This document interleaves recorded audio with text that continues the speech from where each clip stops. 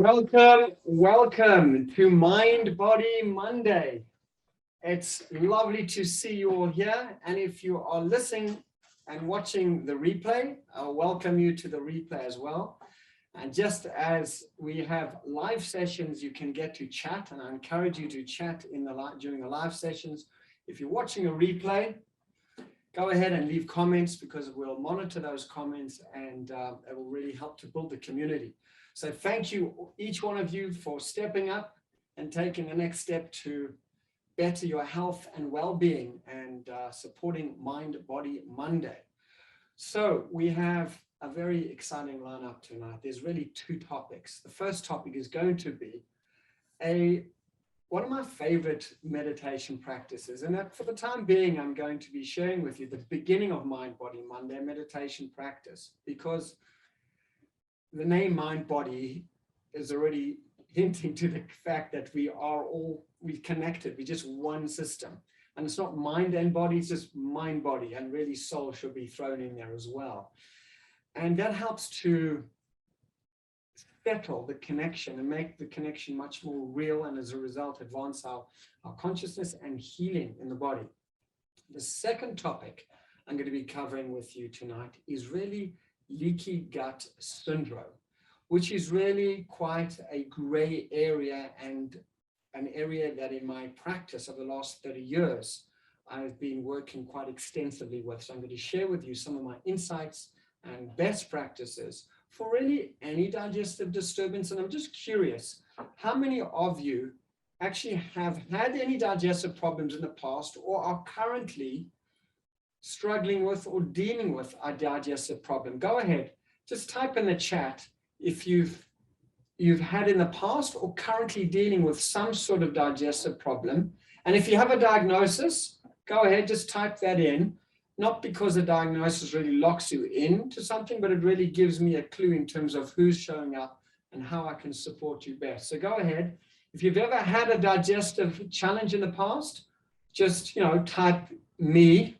And if you've had a diagnosis, or you have a diagnosis, go ahead and just share that diagnosis in the chat. That way we know what's happening. Yes. Currently, someone's written they have IBS. That's great. You are in the right place. Thank you. Anybody else? Because some of the strategies you're going to be learning tonight will definitely help IBS, Irritable Bowel Syndrome. I'm going to be covering that a little bit, as it falls under the rubric of Leaky Gut Syndrome, as I'll clarify what that is. I know myself, especially over the weekend, Shabbos, etc., I tend to eat a drop more than I should be and not move my body as much, and things can get a little bit backed up. So I actually have a protocol how I prevent it, that be, Saturday night, Sunday, how I really get back into a great digestive health situation as quickly as possible. So without further ado, if you've got any other distractions around you, obviously if you're watching a replay and you're driving, then don't close your eyes. But if you're here showing up in the live, go ahead and just turn off any other distractions. And we'll spend, 3 to 5 minutes. I'm going to guide you through a short meditation process, building onto the meditation process that I shared with you in the previous session. This is called the Harmony Breath, and it is one of my favorite breathing techniques. It really calms the mind and the body. It stops panic and stress in its tracks. And very often, if a person's feeling overwhelmed, this is one breathing technique that will really help to settle that down, because it oxygenates the brain, and in a soft way forces oxygen into the bloodstream and balances the carbon dioxide and oxygen balance in the blood.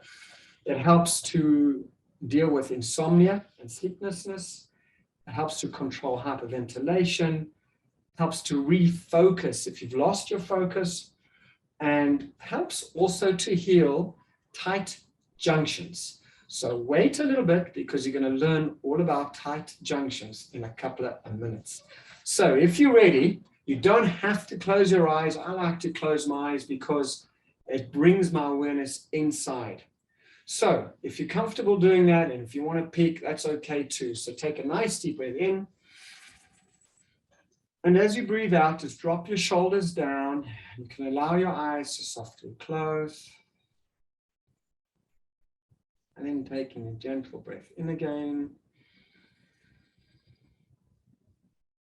This time as you breathe out, feel your back against the back of the chair. And your feet resting softly on the ground. And then once again, a soft, gentle, comfortable, deep breath in. And this time as you breathe out, soften your face, relax your chest and your stomach. And let your breathing settle down to rhythm and pace that's natural and comfortable for you. And just take a moment to get a subjective sense of how stressed you feel right now between 1 and 5. 5 is high stress, could be pain or tightness in your body or busyness in your mind or just an unsettled, anxious feeling. And 1 is just really still and calm. Without any judgments, just notice where are you on a scale from 1 to 5. There's no right or wrong answer here. It's just a quick check-in. And as I've mentioned, previous Mind Body Mondays is when you get a number and become conscious of that level of relative ease or tension or stress, your body will already begin to work with that. Your unconscious mind will already begin to address the balance. So if you have a number, just softly open your eyes for a minute and just type that in the chat. What is your number between 1 and 5? 5 is higher stress, tension. 1 is more chilled and more relaxed. Just type in the number. Thank you. 2, someone else has written in 2 as well. Fantastic. Just to get a sense is really helpful. Now you can keep your eyes. Yes, thank you. Someone's written in a 4. Good, good. Take note of that because you'll see how quickly that number will shift. Thank you. Yes, someone else has written a number 3. Yeah, wonderful.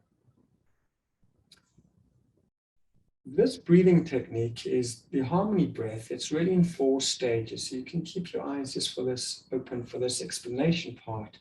The first stage is really to breathe out, to empty the lungs. Then the real first stage is to breathe in. You'll breathe in for the count of 4, and I'll do the counting. You will hold your breath for the count of 4, and then you'll breathe out through pursed lips for the count of 4, and then you'll hold your breath again. So it's really like a square.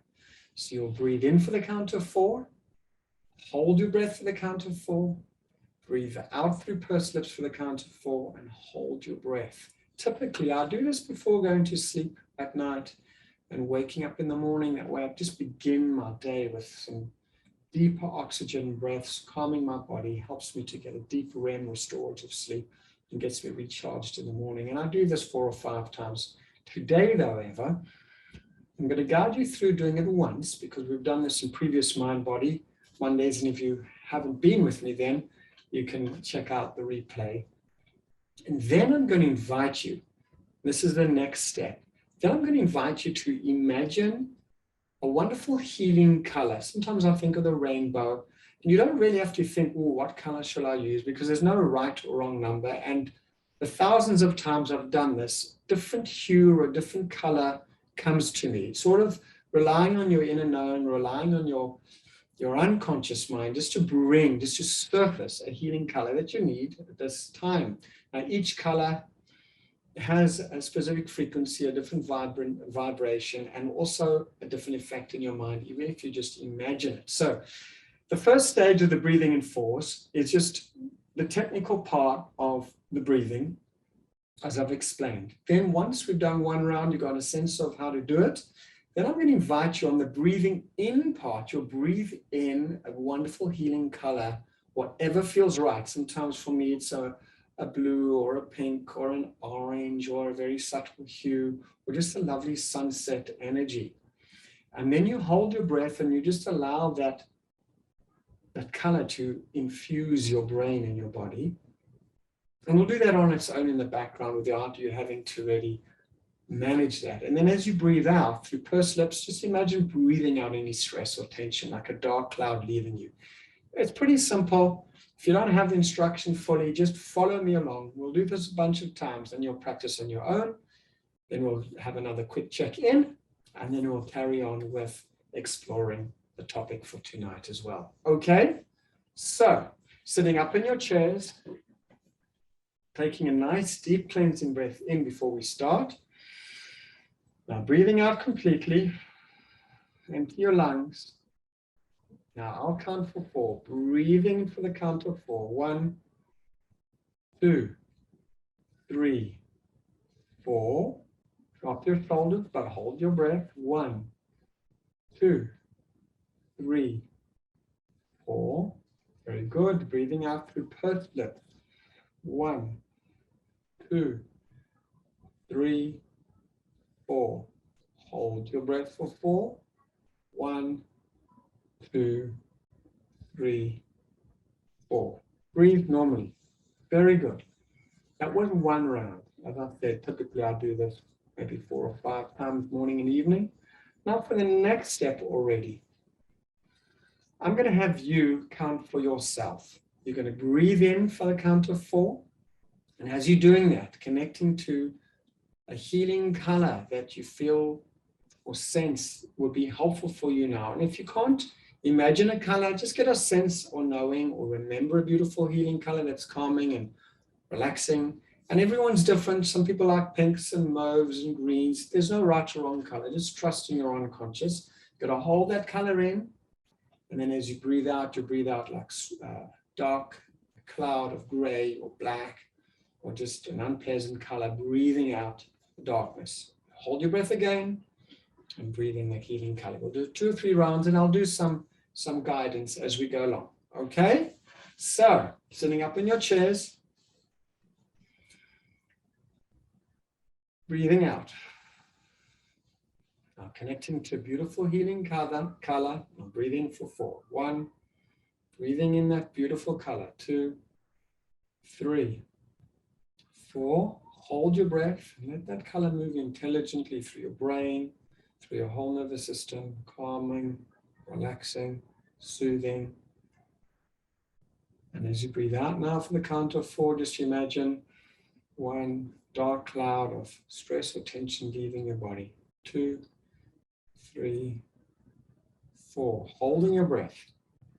1, 2, 3, 4. Now on your own, breathing in for 4.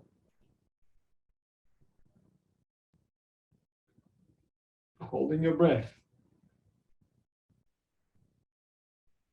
And breathing out for 4.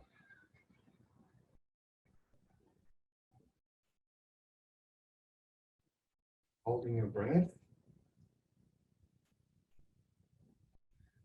And once again, you want to keep your eyes open. I'll count with my hands so you can see. We'll all do this together. Breathing in a beautiful healing color.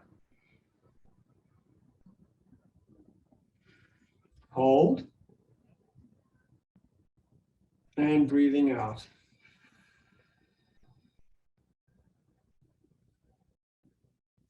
Hold.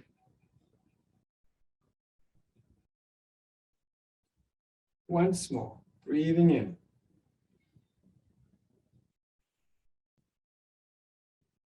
Hold. And breathing out.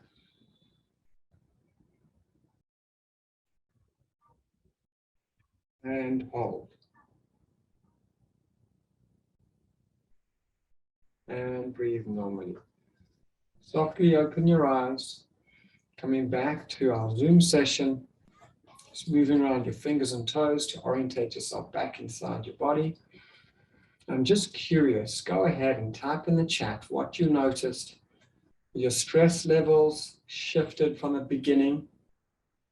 How did you get on? What color did you choose? What did you notice? Any thoughts, any observations? Go ahead, type in the chat. What did you notice? Did the number from the beginning change?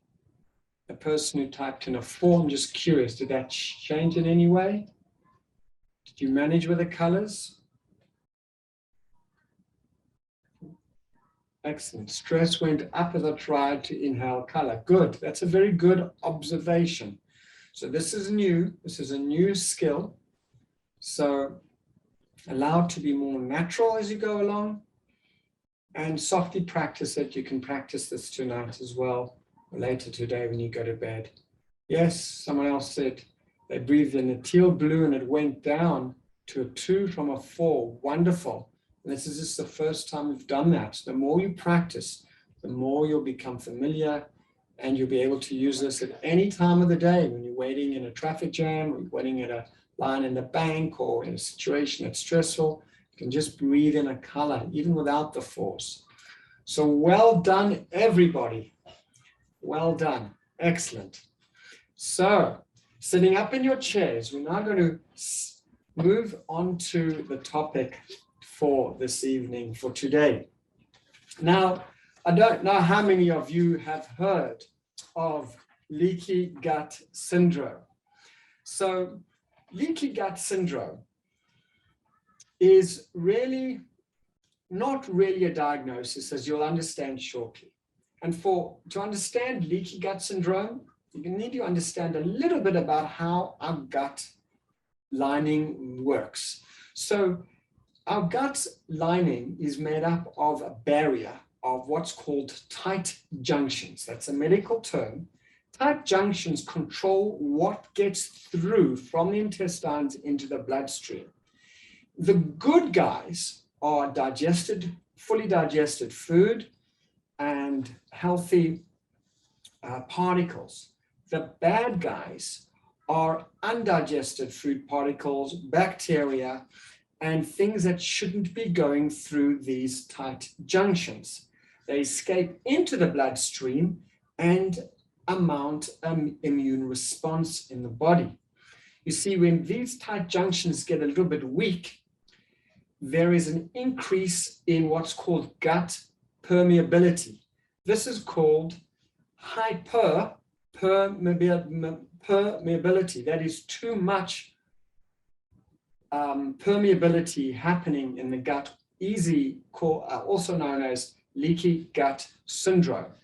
In other words, an analogy could be, just imagine there's airport security or security anywhere, and the guards have been on duty for far too long without getting adequate rest, and they're exhausted, they're weak, and there's a lapse in their ability to guard appropriately.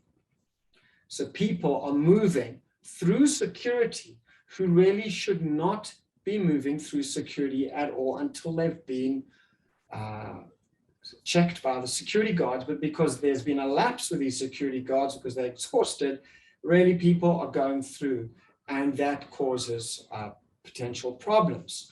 What I'd like to do with you briefly now is, for about 1.5 minutes, really just over 1.25 minutes, share with you a quick video that will explain very simply what are tight junctions, and that way you'll be able to understand when we take the next step of what could go wrong with these tight junctions if they are weak, and then how, of course, to fix them. So let me share with you a video on how tight junctions work.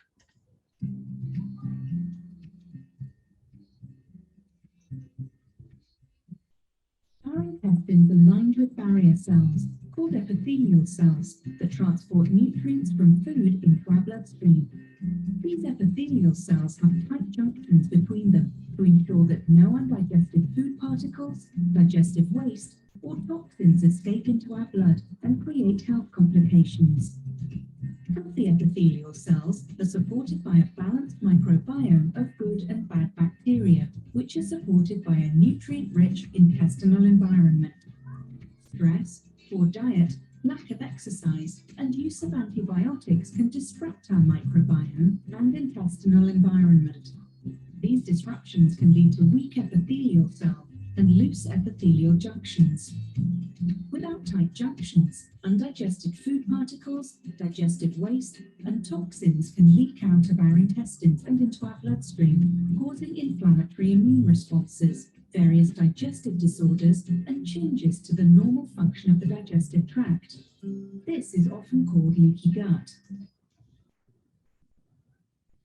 Okay, so for those of you who have never heard of leaky gut, or for those of you who have heard of leaky gut, now you can understand a little bit more about what it is. The question is, as a result of these tight junctions becoming compromised, a lot can go wrong with a body. And this is why in medicine, it's potentially quite a challenge to treat, because it's not really a diagnosis.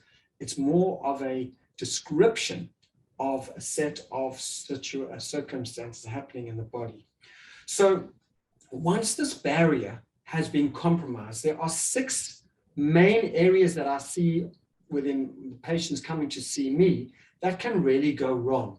So the first one is with the digestive system itself, where there could be bloating, gas, cramping, diarrhea, abdominal pain, and even stool in the blood. And this is obviously when the condition has become quite severe.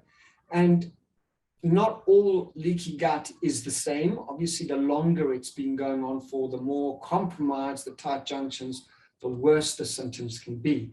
So that's the first area, is the digestive system itself. The second area, which comes as a little bit of a surprise, but you only understand the complexity of the gut, it will make a lot of sense, is really hormonal imbalances, because the gut plays a crucial role in managing hormones, specifically the body's estrogen level. So when the microbiome gets disrupted and the tight junctions become compromised, then the hormonal balance goes awry. And as a result, this can lead to inflammatory conditions like endometriosis or polycystic ovarian syndrome or other hormonal complications as a result of tight junction or leaky gut syndrome. The next is because foreign proteins and particles are going into the bloodstream that should not be going in. Once again, we've got those guards who are tired, and an autoimmune response can result. That means the body really is attacking itself. And this could cause any number of conditions, be it joint problems, be it migraines, be it skin conditions, as we'll see shortly. So the third problem that leaky gut syndrome can cause is an autoimmune response. The fourth, as I mentioned briefly, is skin conditions, acne, eczema, and various kinds of psoriasis could well be exacerbated or triggered as a result of leaky gut syndrome, simply because the foreign particles that should not be going into the bloodstream are happening, and the skin is one of the first places to feel that. And then the second last one, fifth one, is joint pain. I have a lot of patients coming to me, even young folks coming to me with knee pain or back pain, neck pain, elbow and wrist pain. And it's not as if they have a major disease going on, but they've got a leaky gut, foreign proteins and particles are going into the bloodstream, and the body is mounting an immune response, and it's showing up as a joint problem. And then lastly, food allergies, chemical sensitivities, etc., and food sensitivities. Also, because the gut lining has been disrupted, the foreign particles are going in, and people are not able to tolerate the foods that they're always used to eat and tolerate with no problem, because the gut lining has been inflamed and irritated. So if there's an increase in allergies or food sensitivities, one of the first things to look at is the gut. So now we've looked at what is leaky gut, understand it, it's really to do with these tight junctions and what can happen to the body as a result, those 6 main areas that can become symptomatic if there's a leaky gut. Really, the next area to look at is what are possible causes? What can contribute to those guards not doing their job properly. So those tight junctions become loose or weak. And these, I'm going to give you the 7 most common reasons for leaky gut. It's not an exhaustive list, but it does cover the main ones that I see in my practice. The first one is excessive alcohol, and possibly even caffeine to those who are caffeine sensitive. Caffeine is acidic and could bother the microbiome, specifically if a person's having more than 1 cup a day. So that's excessive alcohol and caffeine. The second one is high stress. Stress that's going on for quite a while that hasn't been well managed stimulates cortisol, and cortisol disrupts the gut lining, the gut barrier. So that's a direct connection between stress. It's one of the reasons I'm starting my Mind Body Mondays with some sort of de-stressing protocol, strategy, meditation, breathing, because it's so important in fast-tracking healing and health in the body. The next is obviously celiac disease or gluten sensitivity or dairy sensitivity, and people are sort of having gluten or having dairy where they shouldn't. This will absolutely inflame the gut further and weaken those tight junctions. The next area, the fourth cause, possible cause, is medications. Certain medications weaken the gut lining, and specifically the tight junctions. And those are long-term use of antibiotics, steroids, Tylenol, ibuprofen, and other painkillers, antibiotics as well. And these damage the gut lining and weaken the tight junctions. Now, I mentioned to you in the beginning that leaky gut syndrome is not a diagnosis, but it's really describing an environment that has resulted in a breach of the gut wall permeability. So you begin to see that conventional medicine treats this, may treat it with steroids, with antacids, protein pump inhibitors, and people are on long-term painkillers or multiple use of antibiotics. These are standard treatments for leaky gut if it's gone quite extreme. And these are the same medications that will compromise the tight junctions in the gut wall even more. So it's really the wrong protocol completely. Functional medicine, and shortly I'm going to share with you the 5R formula to heal leaky gut, but functional medicine has a whole different grasp and understanding the root cause of leaky gut as you're beginning to learn yourself and how to bring around healing and restoration. So the 5th possible cause of leaky gut is a dysbiosis. That's an imbalance between a healthy bacteria and the unhealthy bacteria. And then number 6, a possible cause is poor sleep, lack of the quantity and the quality of sleep, just like in the analogy with these guards who are supposed to guard the airport or the gate to the plane, are overtired and there's a lapse in their vigilance. So too, that if a person is tired, that will affect directly the gut and affect directly the tight junctions, cause them to be weak, and over the long term, that could create a hyperpermeability situation. And then lastly, the 7th cause of leaky gut is refined oils. I discussed this last week. Processed oils like canola oil, soybean oil, or any oils that have been heated or refined. These will inflame the gut and compromise the leaky gut, the tight junctions. Another piece of information, a lot of people are moving toward becoming more health conscious, and instead of using sugar, they're using a lot of artificial sweeteners, low calorific sweeteners like Splenda, Sweet Low, Equal.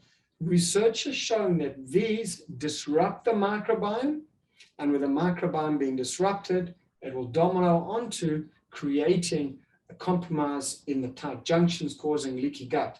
So the best answer is really to train ourselves to do less and not need as much sweetener in whatever we're using, or go back to the good old natural. So the very often I get patients coming to see me who have a very thick medical file. They've been literally from pillar to post, from one gastro specialist to the next for ultrasounds, for scans, for blood tests, to really try and pull together a complex array of symptoms, sometimes thyroid, sometimes joint pain, with some major digestive distress as well.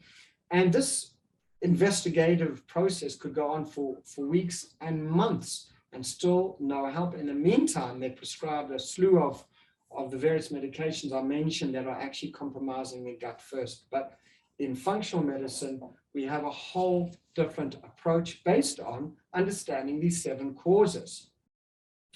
I just mentioned that not long ago, a 32-year-old woman came to see me who had terrible acne and joint pains, and she had IBS, Irritable Bowel Syndrome. And she was one of these patients, had been to various doctors, had no joy, got symptoms actually got worse over the time she was, going from pillar to post, trying to get a clear diagnosis. Anyway, when I took a case history when she was a little girl, she had severe middle ear infection, repeated infections, and she was given many antibiotics, at least more than 6 or 8 courses of antibiotics over a year. And that, I feel, compromised her gut, affected her liver. And as a result of that, her tight junctions were compromised, the microbiome was compromised as a result of all the antibiotic use. It led to the leaky gut syndrome, which again caused the joint problem and the acne. Once I took her through my 5R process of healing the leaky gut, her skin really cleared up about 85–90%. She had some scarring, and that was there before she came, but was significantly better. She had much more confidence, and she was able to really go out again without having to put layers and layers of makeup on her face. Her gut was about 90% healed, and her joint pain had gone completely. This was about a 6-month treatment of going through the 5R protocol, which I'm going to share with you now. So this is a very simple, elegant protocol that is built on the fact that there's nothing wrong with the gut intrinsically, directly, meaning it didn't start there. It started with these 7 factors: not getting the adequate sleep, and the medications, and the diet, and the stress, and all of these factors I've discussed with you, eventually over time, bombarding the gut, disturbing the microbiome, and causing a rupture in the tight junctions. So just before I share with you the 5R protocol, how does a person go about diagnosing the fact that they have leaky gut? Because many different conditions could mimic it, right? A person could have an independent joint problem, or they may have migraines from another cause, they may have skin problems from another cause. So it's not so easy to just label this is leaky gut and this is all you. This is the cause of all your problems. Very often it is. However, let's look at some sort of tests. My motto when it comes to testing is take the guesswork out and do the testing. Because once you do testing, 2 things happen. You can get the diagnosis clear, but and equally as important, as you take the patient through the healing protocol, then you can redo the tests and see the results will be different on a lab test as well, lab test results. And as a result, the patient will be able to monitor and track their progress over time. So in conventional medicine, there are a couple of tests. The one is really a mannitol and lactulose test, even though there are opinions in Western medicine that it's not super reliable, it's still used and it is a helpful test. Then there is something that's irrefutable and very, very helpful. This is something that I practice, is either a blood or a stool test using a substance called zonulin. Zonulin is actually a protein that modulates the permeability of tight junctions between the walls of the digestive tract.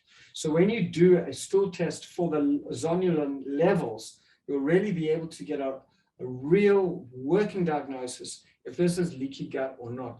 There are other blood tests, by the way, that sort of you can You can deduce leaky gut, and that's if there's a high histamine or low DAO, which is another item that could be point in this directions, and looking for various immune activation in the body or antibodies for intestinal cells.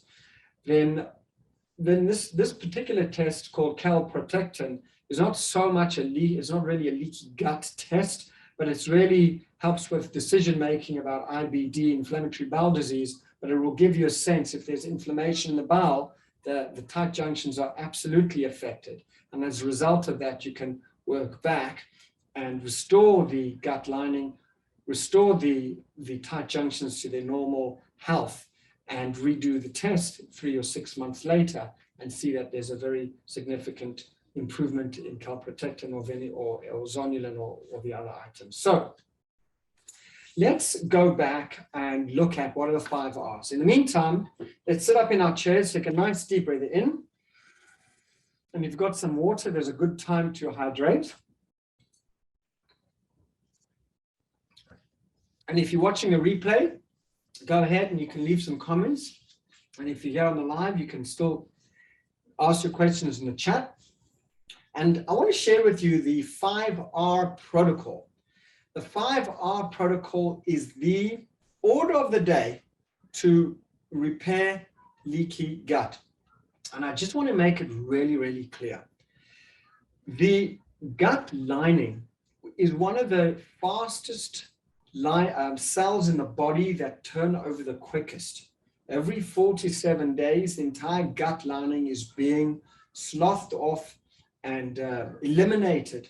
Now, this works for us and works against us. It works for us because when you actually come to take a positive intervention using the 5R protocol to heal the gut, you'll get relatively quick results, even though it may take anywhere between 2 to 4 weeks, sometimes in chronic case 6 months, and sometimes if a person is more senior and it's a long history of leaky gut or gut issues, it may take a little bit longer. But because the gut lining changes so quickly, that means healing is available very, very quickly. So it's important that you leave here knowing that leaky gut is curable. Once you follow the protocol, you do the testing, and you do a proper follow-up. And people who are suffering, by and large, they're suffering needlessly, and that's one of the reasons I've stepped up to commit to facilitating the Mind Body Mondays, because I want to empower people with the knowledge and skills and insights to be able to really, by and large, heal themselves or go and get the help that they need. So let's jump into the 5 R's. The first one is remove. The second is repair. The third is restore. The fourth is repopulate. And the last is relax. So that's again, remove, repair, restore, repopulate, and relax. So let's look at these quickly together, and then we're going to wrap up. So remove. The first one is really eliminating from your diet and your lifestyle those factors that are getting in the way of causing gut inflammation or high stress. So it could be alcohol, coffee, processed foods, refined oils, artificial sweeteners, and everybody needs to work at their own pace in their own rate. The second in remove could really be working with your healthcare practitioner to, if you're on any long-term medication, especially if there are non-steroid anti-inflammatories, aspirin, ibuprofen, things like that, antibiotics, protein pump inhibitors, antacids, these will affect the tight junctions. So work with your healthcare provider to really find a way to bring these medications down as you bring your healing up. Stress is also part of the remove. So we learned together the harmony breathing. We added the color element today. So this is something that will down-regulate cortisol in your body and take the stress off the gut and help to heal the digestive system through that way. And in remove, the last one is really infections. If there are any gut infections, bacteria, parasites, pathogens, etc., in the gut that are irritating gut lining, that has to be removed and dealt with. So that's the R. Let's look at the second R of restore. Restore is really about restoring what is lacking. In my clinic, I practice hair mineral analysis where we take a teaspoon's worth of hair from the head, we send it off to a lab, and we get a full report of all the minerals in the body. There is no blood test that will give you a full mineral profile. A hair mineral analysis does this, and I can see if a patient has any excess minerals that are causing an imbalance, or equally as important, a deficiency that's causing an imbalance, and then we can restore, replace those things, those elements. It also looks for toxic elements like heavy metals, like mercury or lead or cadmium, which can cause inflammation in the gut and impact the tight junctions. So under restore, it's restoring the proper minerals, the proper enzymes, etc., restoring the proper foods, the specific foods that will help heal the gut lining, and specific foods that will damage the gut lining. The third R is really repair. So we've done the remove, we've done restore, putting back the goodies. Now we're looking at repair. The gut lining needs specific nutrients to repair itself. One of those, it's also in vogue right now, is collagen. And I've been giving my patients a very good recipe, tried and tested recipe for bone broth, which is very, very rich in collagen. Collagen helps to heal inflamed gut and heal the tight junctions. There are a number of amino acids and herbs that are very, very soothing for an inflamed gut. And this comes under the repair area to repair the inflamed gut and tight junctions. The fourth R stands for repopulate, and that is to repopulate, re-inoculate the gut with friendly bacteria. And that's really got two steps. The first step is the prebiotics. And some of you who are part of my inner circle have taken a deep dive with me this last month in how to make your own and what prebiotics are and what prebiotic rich foods are. Just quickly, some of them are chia seeds and flax seeds and hemp seeds, and also onions and garlic, asparagus, apples, bananas, and artichokes. Some of these are very good prebiotics.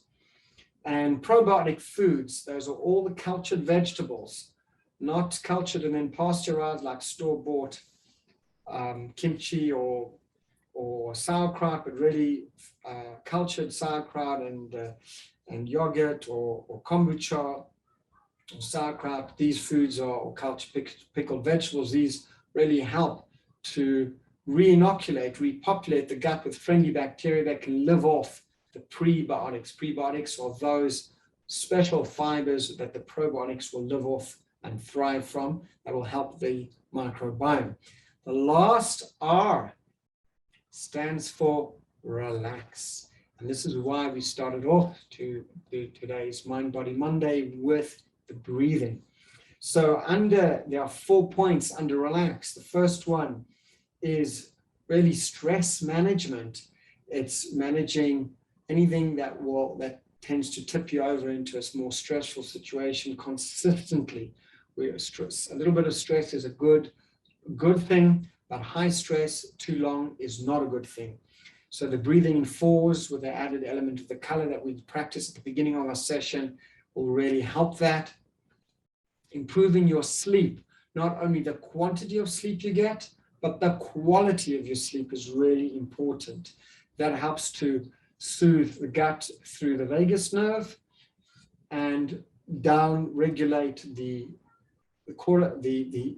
cortisol, which is an inflammatory effect on the tight junctions. Appropriate exercise. I'm a big fan of walking. Just 20 minutes of walking a day does wonders for the mind and the body. So whatever exercise you do, it needs to be appropriate for your unique situation. And then the last aspect of relax for the R is relationships. Relationships are so important for our journey through this world. And if there are any relationships that are strained consistently, I really invite everybody to work to make amends wherever possible. or if they're not strained, but they could be a little bit closer or more love and care and compassion, then the invitation then is to work to making that relationship even more sacred and even more special. So those are the 4 points of relax. Again, stress management, improving sleep, appropriate exercise, and improving relationships. So that's my 5R protocol for addressing leaky gut syndrome. Now you can begin to understand why the current medical model is really struggling to put it all together, because this 5R really covers the whole gamut of life experience. You're looking at many different aspects, the mental, emotional parts, the gut biology itself, and lifestyle issues as well.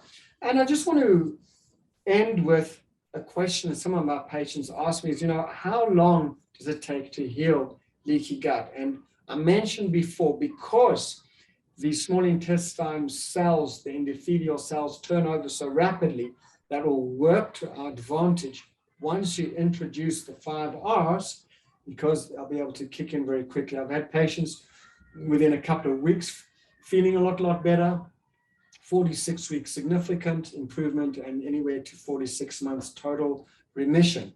Obviously, the longer a person has been suffering, the more advanced and infiltrated the immune system is with the leaky gut as a result of foreign proteins going through, and the older they are, the more time it will take. But this is a tried and tested pathway and protocol, and one needs to be patient, and the healing is around the corner. So last week I ended with a challenge. The challenge was to drink more water, half to an ounce of water per pound of body weight. I'm just curious, did anybody remember to do that? Go ahead, type in the chat or the comments. Did you remember to do your challenge of drinking more water? Because I'm going to end today with another challenge. This challenge today is I'm going to take one of the R's, which is the last one, which is rest and relax, my favorite one. And I'm going to invite you all to explore how to take one of those points in relax further, either to practice the breathing in the harmony breath, or to improve the quality of your sleep, or to do some more exercise, or to improve the quality of your relationships. Just choose one relationship and focus on that for the next week. So the challenge again is to take the last R from our 5R protocol to heal leaky gut, and focus on how you can improve your stress, improve your sleep, do some more exercise, and lastly, strengthen a relationship. So I just want to remind you all, if you are on Facebook and you haven't yet joined our Facebook private community, I invite you still to do that. It's a wonderful opportunity to do that. You can always send me an email in the support, and I can send you a link to sign up, because in the Facebook group, we're going to make the replays available. And if you don't have Facebook, don't worry. I'm going to be posting the replays on my YouTube channel. So if you haven't subscribed to my YouTube channel, I invite you to do that, because I'm going to be sharing these replays and the videos and meditations and other resources. Thank you once again for joining me on Mind Body Monday. I can't wait to see you next week, and looking forward to connect. Well done, and thank you.